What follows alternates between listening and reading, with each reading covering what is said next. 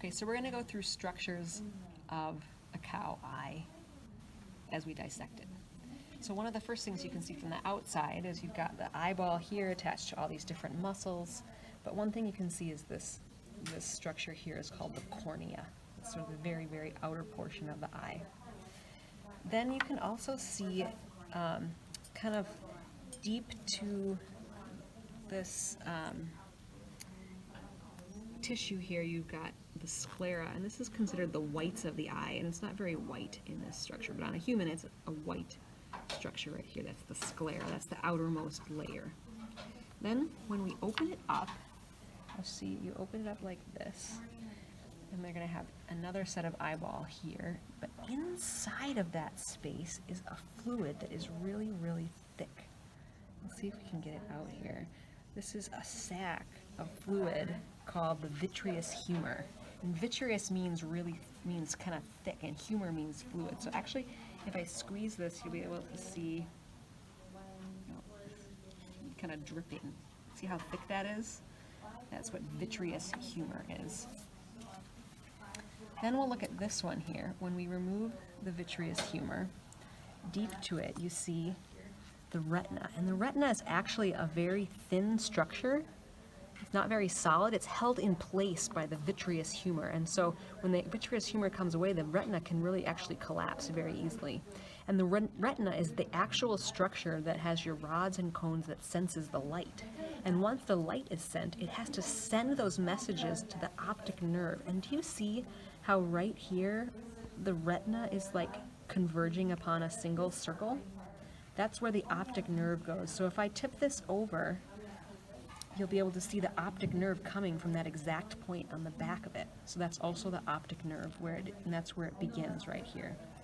And if I pull the retina away completely, you'll see that it's all attached right there. It can't come away at the optic nerve. That gives you a blind spot. So I pulled that away, and behind the retina is a thicker structure called the choroid coat. I'm going to see if I can, yeah, it's right here. It's a little more solid in structure than the retina. So you've got sclera on the outside, then choroid coat, then retina on the inside.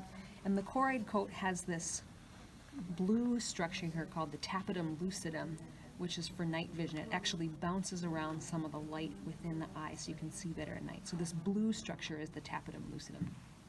And then next, we've got the lens. And you can see the lens in this half right here. So if you pull the lens out, it actually is, it kind of feels like a marble almost. The lens is right there. And that's what is changing the angle of the light so that you can see. Okay, so this structure here is the iris. That's what we have as the color of our eyes. In a human, when you look from this way, you're gonna see the blue or the brown eye or green eye. But this is the iris, and the space where there is no iris in the middle is the pupil. So iris and pupil. Then the ciliary body is a muscle around here that is attached to thin fibers which have now come off. But those would have been suspensory ligaments. Actually, I can still see some of them on this vitreous humor. I don't know if you can zoom into this. But the lens would have been located here, and these thin black fibers are suspensory ligaments, and they suspend the lens on all sides.